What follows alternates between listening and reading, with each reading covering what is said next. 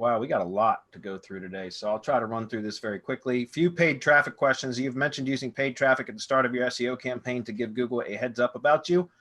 When would you start using it? Straight away, or once you have all your stacks, citations, and everything set up? You know, it just depends. Typically, it depends on what the project is for me. Generally, I will run inexpensive traffic, which can be achieved through YouTube, but more likely for clicks directly to web assets, whether it's a money site or Google properties. Display ads work really, really well for that, because the thing about YouTube, which might answer the next question, YouTube ads are more about views to the video, right? Don't get me wrong. If it's a good video, if there's a compelling offer, then you will receive some clicks from the video to whatever destination or target that you want to drive the traffic to. But YouTube is more about, I use YouTube ads or Google ads for video specifically more for helping the video to rank, or also for branding purposes, right? So I use YouTube ads to help the video rank if I'm trying to have a video rank, but I really don't care about a video ranking so much anymore. I really just don't. Oftentimes it will rank because of relevant traffic coming to it, but the engagement signals that you're buying from Google. But I honestly don't really care much about ranking videos anymore, because I get all the traffic I want from using Google ads, and it's inexpensive. So there's really no reason for me to go through the trouble ranking videos. A byproduct of relevant engagement, relevant views to a video is that it will often rank if the video is optimized to rank. So besides that, I use YouTube ads to create branding, more or less branding campaigns, to constantly expose the brand to potential customers, right? So it's not so much about driving traffic from the video to the destination, although I always put a call to action, right? There's always a call to action to click, but I don't get a whole lot of clicks from that. I do get clicks, don't get me wrong, but I don't get a whole lot of them. It's more about views. So that said, display network ads though, Google display network ads, when somebody clicks one of those ads, it goes directly to the destination, right? So it's not the same as watching a video. Remember with a YouTube ad, it's a two-step process. First is to get the video seen. The second is to get somebody to click from within the video to the destination, which is where you want them to go.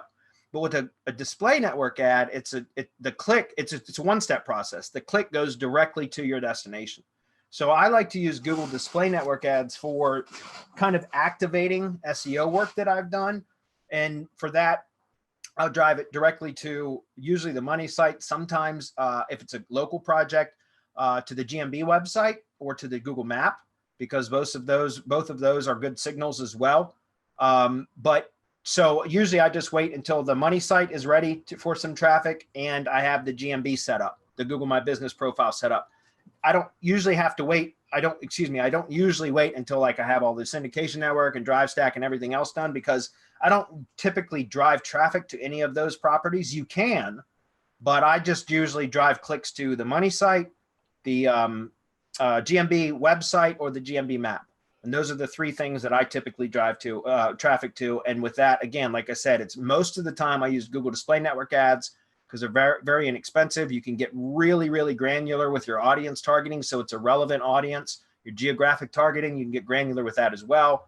So you can get highly relevant clicks from specific geographic areas, especially if it's for local, from known audiences that are in market or are interested in. By Google knows that they're in market or highly likely to be interested in whatever the product or service it is that I'm promoting. Does that make sense? So hopefully that was cleared that up. You mentioned using YouTube to drive traffic. Are you creating videos around your niche and running traffic? Sorry to interrupt you. I wanted to say that this also applies if you want to do some Facebook traffic or Facebook ads. I've started working with a client that, they had like, I don't know, 3 years worth of content, but their SEO wasn't as good. So I started working with them in the SEO side of things. And what happened is that I started running some Facebook ads for their desired demographic and also for relevant, locations and whatnot. And that started moving the needle without doing anything else, because I think that also comes from, you have a digital persona, you have a digital footprint.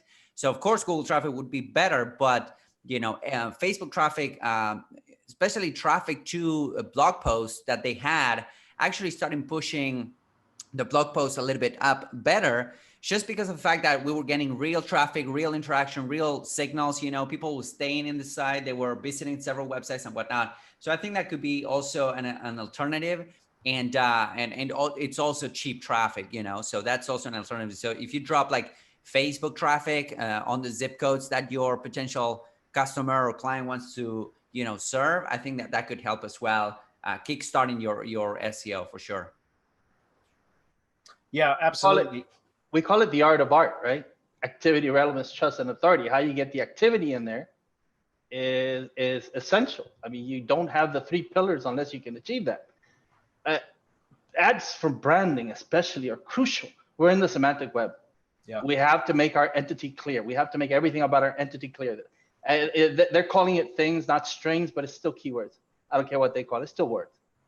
And it's still a sequence of numbers. At the end of the day, it's all math, right? But we have to still present that to Google in such a way that it makes a difference from any other visitor who's not really interacting with your website. I mean, think of the billions of people who access the web, and how many of those people will come to your website and actually interact with whatever it is that you're presenting.